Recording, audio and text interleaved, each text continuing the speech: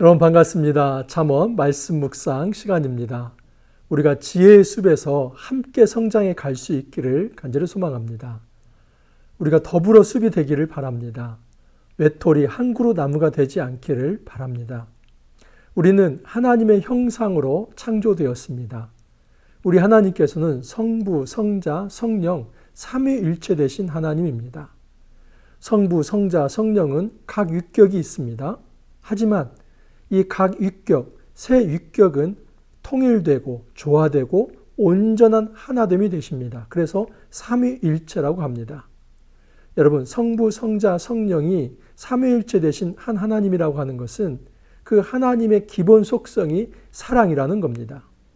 그래서 요한 1서에서는 하나님은 사랑이시다라고 말씀을 하신 것입니다. 여러분, 우리가 하나님의 형상, 다시 말해서 하나님을 닮은 자로 창조되었다는 것은 우리 안에 공동체적 속성이 담겨 있다는 것입니다. 마치 성부, 성자, 성령이 하나가 되어서 서로로 사랑하며 서로 조화되고 통일되듯이 우리가 이 땅에서 한 사람으로 존재하는 것이 아니라 더불어서 사랑하면서 인간됨의 참된 가치가 구현될 수 있다는 사실입니다. 인간은 창조될 때부터 공동체적 존재입니다. 그러므로 더불어서 함께 살아갈 때 가장 아름답습니다.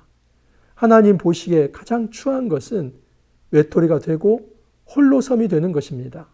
여러분, 우리가 어떠한 경우든 어떤 한 사람을 차별하며 외톨이로 만들어서도 안 되고, 또한 우리가 어떤 공동체로부터 스스로 빠져나와서 외톨이가 되어서도 안 됩니다.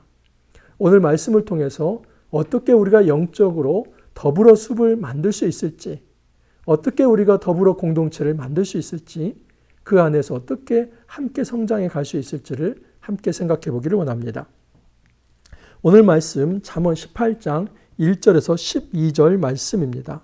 먼저 지혜 공동체의 모습을 한번 좀 살펴보도록 하겠습니다. 1절부터 4절까지 한번 말씀드립니다. 무리에게서 스스로 갈라지는 자는 자기 소욕을 따르는 자라.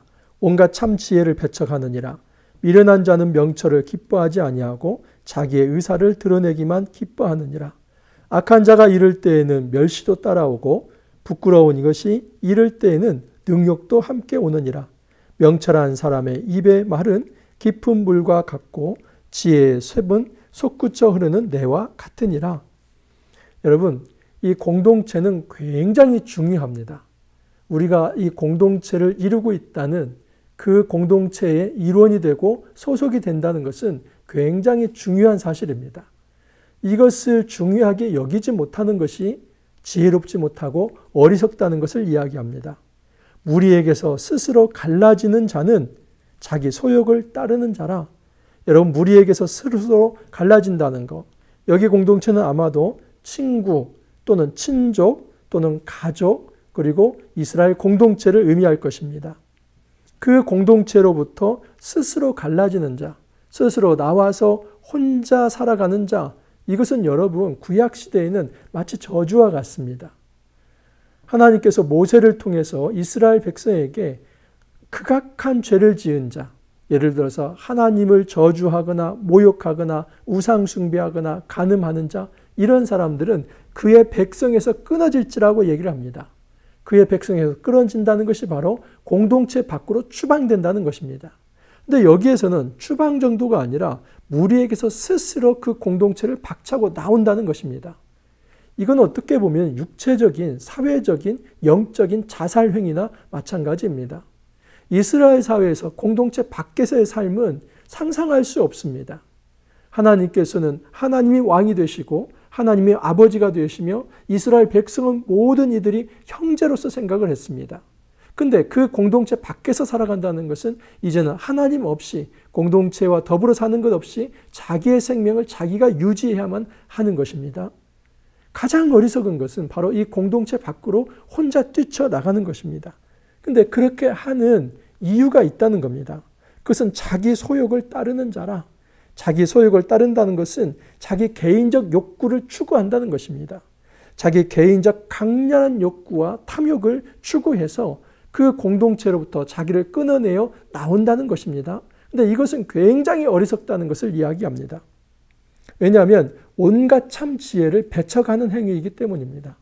공동체 안에 참 지혜가 있고, 공동체 안에 지혜의 삶이 있고, 공동체 안에 지혜의 샘이 있고, 그 샘을 받아 마셔야만 생명의 열매를 맺을 수 있습니다. 그런데 그 지혜를 배척할 때에, 그 공동체를 떠나올 때는 정말 생명을 누리는 것이 아니라 사망의 음침한 골짜기에서 헤맬 수밖에 없습니다. 그 공동체를 밖으로 뛰쳐나오는 사람의 특징이 있는데, 그것은 자기 생각을 말할 뿐이지 다른 사람의 말을 귀 기울여 듣지 않습니다.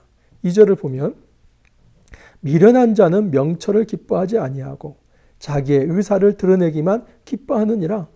미련한 자는 명철을 기뻐하지 않는다는 겁니다. 명철은 지혜의 다른 표현이죠. 분별력을 좋아하지 않는다는 겁니다. 미련한 자는 어떤 좋은 얘기도 그것을 좋게 받아들이지 않습니다. 그 사람을 위해서 좋게 하는 이야기도 그것을 고깝게 받거나 또는 오해해서 받아들입니다. 여러분, 이것은 옳지 않다는 것을 이야기합니다. 정말 지혜로운 자는 그 공동체의 선한 권면을 잘 받아들일 수 있는 사람입니다. 여러분, 약이라고 하는 것이 입에는 쓸 수 있습니다.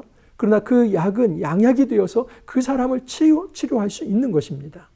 그래서 그 공동체에서 전해지는 어떤 이야기를 할지라도 그것이 지혜의 말씀이라고 한다면 잘 받아들일 수 있는 열린 마음, 오픈 마인드가 있어야만 합니다. 그래야만 그 사람은 제대로 그 공동체에서 뿌리내리며 살아갈 수 있습니다. 하지만 정말 공동체를 빠져나오고 자기의 혼자 외톨이가 되는 경우는 어떤 경우냐면 자기의 의사를 드러내기만 기뻐합니다. 그러니까 다른 사람의 말을 듣는 것은 좋아하지 않고 내 이야기를 하는 것만 발전이 되어 있다는 사실입니다. 이야기는 뭐냐면 자기 생각에 갇혀 있다는 겁니다. 온 우주가 내 안에 있습니다. 그리고 내 안에서 모든 판단이 이루어지고 어떤 다른 사람의 권면과 이야기도 받아들이지 않기 때문에 자기가 쌓아놓은 그 아성에서 스스로 고민하고 힘들어하는 것입니다. 여러분, 진정한 신앙생활은 이처럼 내 아성을 쌓는 것, 자기성을 쌓고 그 안에 들어가서 숨죽이는 것이 신앙생활이 아니라 진정한 신앙생활은 공동체 안으로 들어가서 그 공동체로부터 흘러나오는 지혜의 샘의 유익을 얻을 수 있어야만 합니다. 3절 보면 이 공동체에서 떨어져 나온 사람의 특징은 악한 자가 이를 때에는 멸시도 따라오고 부끄러운 것이 이를 때는 능욕도 함께 오느니라. 이 멸시와 능욕은 수치와 모욕입니다. 악한 자에게 따라오는 것은 수치와 모욕이라는 겁니다. 그 공동체 밖으로 나왔을 때 정말 그것이 자유로운 삶 같지만은 그것은 나에게 수치와 모욕을 가져올 수 있다는 것입니다. 정말 공동체에 있을 때에 어떤 유익이 있는가? 4절을 보면 명철한 사람의 입의 말은 깊은 물과 같고 지혜의 샘은 솟구쳐 흐르는 내와 같으니라. 명철한 사람의 입의 말이죠. 근데 그 입의 말과 무엇이 지금 비교가 되냐면 깊은 물입니다. 이 깊은 물이라고 하는 것은 이 마음 내면에 있는 숨겨져 있는 그 심연의 깊은 생각입니다. 여러분, 그 심연의 깊은 생각을 어떻게 알 수 있을까요? 알 수가 없습니다. 그것은 내가 어떤 말을 하지 않으면 알 수가 없습니다. 하지만 명철한 사람의 입의 말은 그 깊은 물과 같다. 그 깊은 생각을 끌어오는 것과 같다는 겁니다. 이것이 어떤 의미가 있냐면 20장 5절 말씀과 연결시켜서 이 말씀을 이해해야만 합니다. 20장 5절에 이런 말씀이 있습니다. 사람의 마음에 있는 모략은 깊은 물과 같으니라. 그럴지라도 명철한 사람은 그것을 길어내느니라. 여러분, 어떤 사람에게 깊은 모략이 있습니다. 그 모략이라고 하는 것이 부정적이든 긍정적이든 그 내면에 숨겨진 어떤 계획입니다. 근데 그것은 누가 말을 하지 않으면 알 수 없는 것인데 그럴지라도 명철한 사람은 그것을 길어낸다고 합니다. 그것이 타인의 생각이든 내 안에 깊어 있는 어떤 잠재의식이든 그것을 끌어내어서 그것을 말할 수 있는 사람, 그것이 바로 지혜로운 사람이라는 겁니다. 그래서 명철한 사람의 입의 말은 깊은 물과 같다라고 얘기를 합니다. 다시 말해서 지혜로운 사람, 이 지혜 공동체 안에서는 그 깊은 것까지도 끌어내어서 이 생명으로 드러낼 수 있다는 것입니다. 지혜의 샘은 솟구쳐 흐르는 내와 같으니라. 여러분, 이것은 하나의 그림입니다. 깊은 물이라고 하는 깊은 샘에 있는 물입니다. 근데 그 샘에 있는 물을 끌어내어서 그냥 밖으로 흘려보냈는데 그것이 내가 되고 강이 되어서 그것이 바다로 흘러간다는 겁니다. 이처럼 지혜 공동체 안은 이 생명샘이 있어서 그것이 그냥 샘솟듯이 솟아나와서 모든 사람들이 마시고도 남을 만큼 많은 사람들에게 생명의 자원을 공급한다 하는 사실입니다. 정말 이 땅에서 지혜로운 사람은 이 공동체의 가치를 아는 사람입니다. 내가 공동체에 소속되는 것을 너무나 좋게 생각하는 것이고 그 공동체 소속을 되어서 그 공동체로부터 흘러나오는 지혜의 샘을 마시는 것을 기뻐합니다. 만약에 이것이 아니라 영반대가 되어서 공동체 밖으로 나간다면 그 공동체 안에서의 지혜의 샘을 받아들일 수 없기 때문에 때로는 독물을 먹을 수도 있고 때로는 구정물을 먹을 수도 있고 그러다가 여러분 정말 병이 걸려서 죽을 수밖에 없습니다. 우리는 영적인 존재입니다. 이 영적인 존재는 하나님을 닮은 존재, 그 하나님의 공동체적 속성, 그 사랑의 속성을 닮은 존재, 더불어 사는 존재입니다. 그래서 이 땅에서 우리가 정말 신앙생활을 한다는 것은 나 하나가 개별된 외딴섬이 되는 것이 아니라 더불어 숲이 떨어져 있는 파편화된 한 그루가 되는 것이 아니라 하나의 숲이 되어서 서로 뿌리가 연대가 되고 또 정말 서로에게 어떤 바람을 피할 수 있는 어떤 방풍벽이 되고 그러면서 함께 자라가는 것, 푸른 숲이 되는 것, 이것이 바로 진정한 신앙생활이다라고 말할 수 있습니다.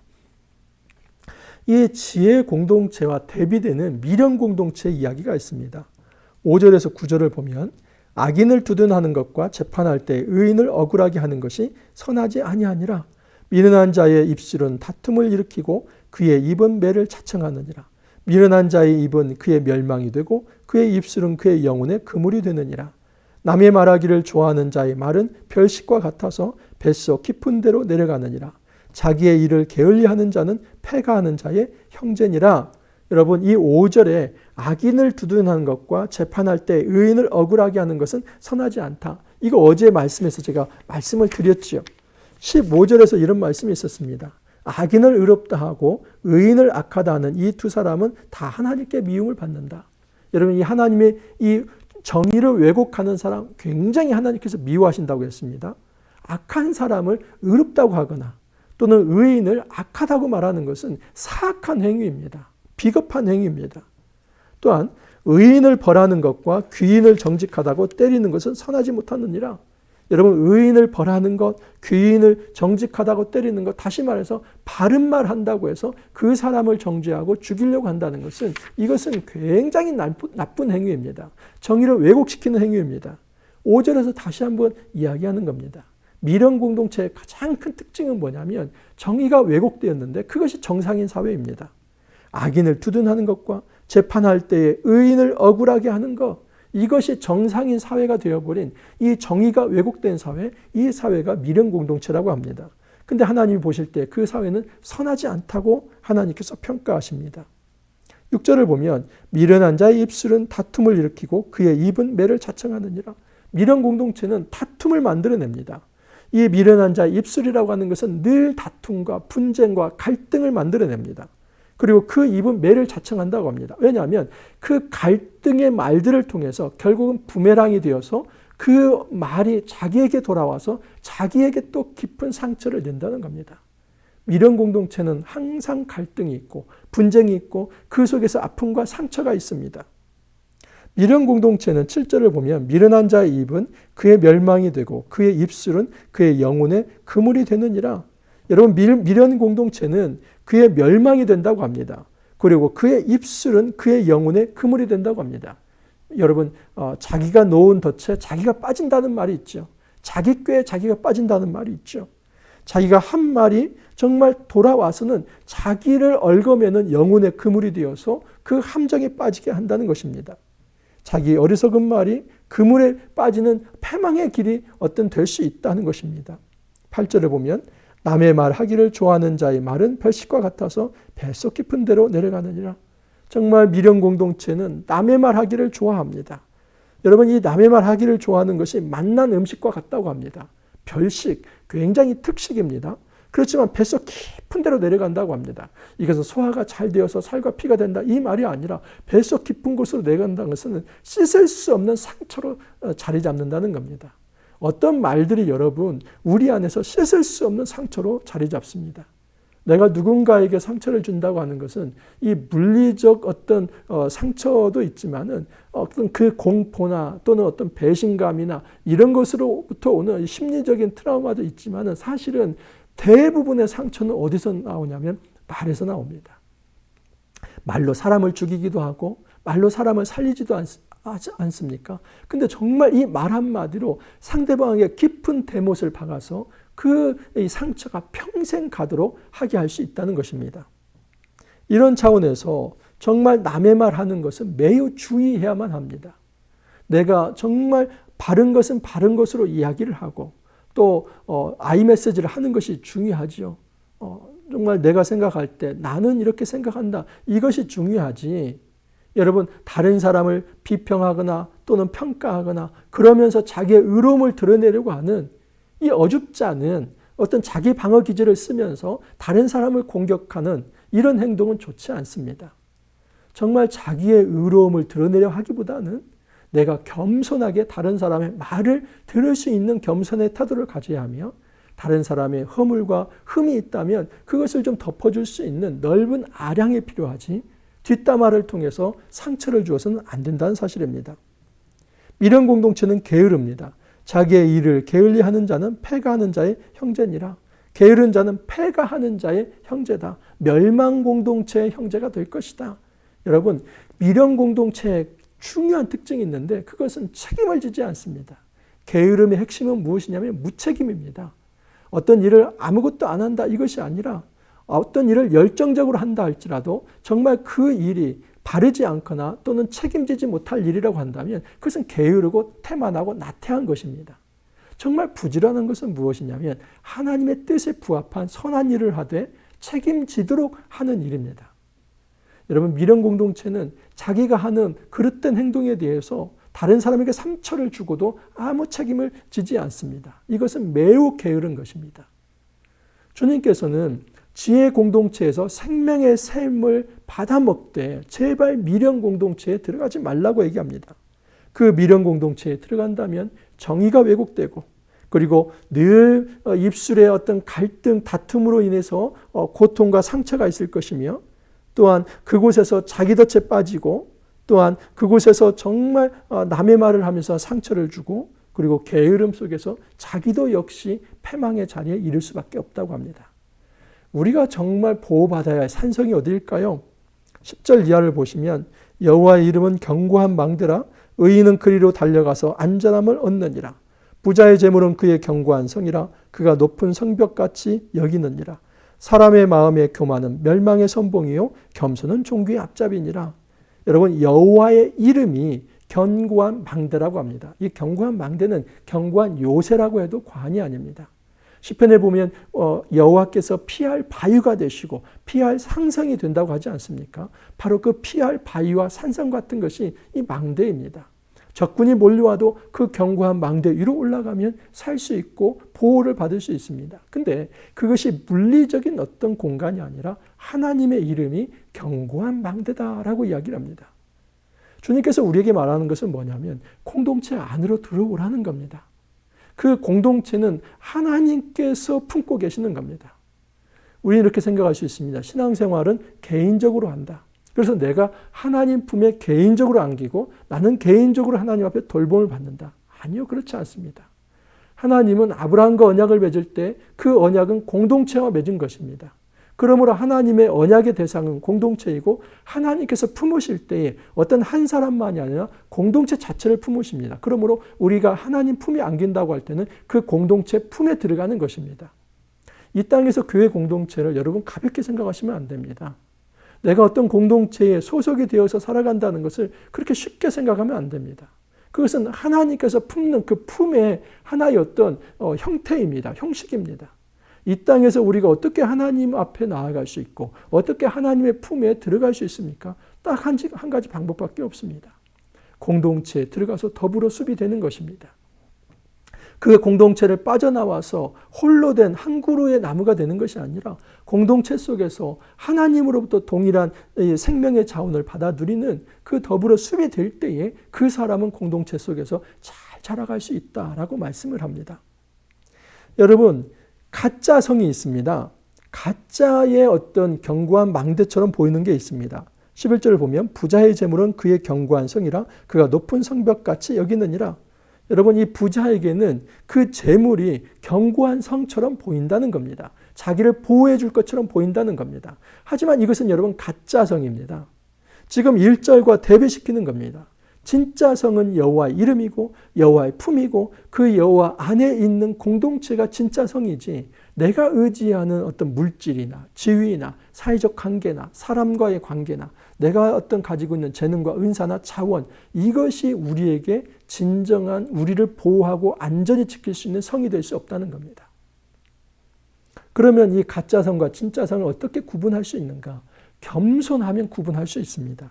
12절 보면 사람의 마음의 교만은 멸망의 선봉이요 겸손은 종귀의 앞잡이니라. 사람의 마음의 교만, 이 교만은 멸망의 선봉이라는 겁니다. 다시 말해서 교만한 사람은 반드시 멸망이라고 하는 결과를 초래한다, 발생시킨다는 겁니다. 겸손은 종귀의 앞잡이다. 이 겸손한 사람은 반드시 종귀한 자리, 이 영광의 자리에 이를 수 있다는 겁니다. 그래서 정말 멸망이 아니라 영광의 자리에 이르고 싶다면 겸손하면 됩니다. 여러분, 겸손한 사람만이 진짜 성과 가짜 성을 구분합니다. 진짜 나를 안전하게 보호할 수 있는 성이 어디인가, 그것을 구분할 줄 압니다. 진짜 성은 여호와이고 공동체입니다. 가짜 성은 내가 만들어낸 아성이며 물질이며 어떤 사회입니다. 여러분, 그것에 우리가 귀에 들어갈 때 우리는 그곳에서 정말 보호를 받는 것이 아니라 오히려 그곳에서 꾸정물과 또는 어떤 독물을 먹으면서 그 파리하게 말라가면서 죽음에 이를 수밖에 없습니다. 정말 우리의 영혼이 핍절되어 있다면 한번 생각해 보십시오. 내가 공동체 안으로 들어와 있는지 아니면 스스로 그 공동체를 박차고 나가고 있는 것인지. 주님께서 우리에게 말씀하십니다. 공동체 안으로 들어와야만 살 수 있다. 더불어 숲이 되어야만 너가 살 수 있다. 이 더불어 숲 개념, 여러분 신영복 선생님이 이미 하신 말씀입니다. 한 그루 한 그루의 나무가 되지 말고 그 숲에서 더불어서 함께 자라가자는 겁니다. 아파트에 보면 여러분 좋은 관상목들을 세워놓지요. 굉장히 키가 큰 소나무들이 있습니다. 보면은 굉장히 위용을 나타냅니다. 근데 여러분, 아파트 30년 수명입니다. 끼케야 한 50년입니다. 그러면 재건축 들어가면 그 나무들 다 잘려집니다. 하지만 숲에 있는 나무들, 여러분 그렇게 다 큰 나무들은 아닙니다. 이 숲에 있는 나무들은 같이 자라야 하기 때문에 햇볕을 공급을 같이 받아야 하기 때문에 그만하게 자라갑니다. 근데 정말 볼 때는 그것이 큰 산이 되고 산막이 되는 것이 숲입니다. 우리는 나무가 어떤 남에 보이기에 뽐내기 위한, 정말 어떤 나를 드러내기 위해서 그냥 밖에 나와 있는 숲과 떨어져 있는 외딴섬이 된 한 그루의 나무가 되는 것이 아니라 숲 안으로 들어가서 그곳에서 뿌리와 뿌리가 연대를 이루며 또 그 잎과 잎이 서로 맞부딪히면서 함께 더불어서 햇빛을 받아 누리면서 더불어 성장하는 것, 이것이 바로 공동체의 원리입니다. 하나님은 우리에게 한 그루의 나무가 아니라 이 더불어서 큰 숲이 되라고 말씀합니다. 이 땅에서 교회는 바로 그런 공동체입니다. 정말 하나님께서 우리 안에 이 지혜의 공동체에 들어가라고 합니다. 미련한 어떤 단체에 들어가서 그 세속적인 물을 먹으면서 죽음에 이르지 말고 지혜의 공동체에 속해서 그곳에서 생명의 자원을 받아 누리라는 겁니다. 여러분, 그것이 바로 하나님이 주시는 안전한 성입니다. 물질이나 또 내가 꿈꾸는 어떤 이상이나 나의 어떤 야욕이나 탐욕, 야망, 그것으로 인한 자원들, 그것을 안전한 성으로 생각하지 말고 오직 하나님께 들어가서 그 공동체 안에서 하나님께 보호를 받으며 진정한 생명과 평화를 잘 받아 누릴 수 있기를 간절히 소망합니다. 함께 기도합니다. 주님 감사합니다. 저희에게 더불어 숲이 되라고 말씀하여 주십니다. 참으로 지혜의 공동체에 속해서 생명의 샘물을 받아 마시며 생명과 자유와 평화와 사랑과 진정한 하나님의 공의를 이루라고 말씀하십니다. 혹여라도 우리가 정말 멸망의 이 미련한 공동체에 속해서 진리가 왜곡되고 정의가 왜곡되며 서로 다투며 남의 말을 하면서 깊은 상처를 주면서 아픔을 주는 정말 그런 멸망 공동체에 우리가 속하지 않게 하옵소서. 오직 우리의 온전한 망대 되신, 우리의 온전한 피할 바위 되시고 산성 되신 하나님께 피에 들어가서 하나님으로부터 안전을 보장받고 주님이 주신 이 공동체 속에서 참된 자유와 평화를 누릴 수 있도록 주님 축복하여 주옵소서. 감사하고 예수님 이름으로 기도하옵나이다. 아멘. 여러분, 우리가 느슨하지만 이렇게 말씀 공동체로 좀 엮여져 있습니다. 그래서 매일 묵상을 하는 이 묵상의 여정은 어찌 보면 이 지혜 공동체의 느슨한 연대일 수도 있습니다. 우리가 정말 악한 공동체, 미련 공동체에 속하지 말고 지혜 공동체에 속해서 서로에게 선한 도전을 주면서 함께 발전해 갈 수 있기를 바랍니다. 오늘 또 화이팅 하시고 내일 또 찾아뵙도록 하겠습니다. 감사합니다.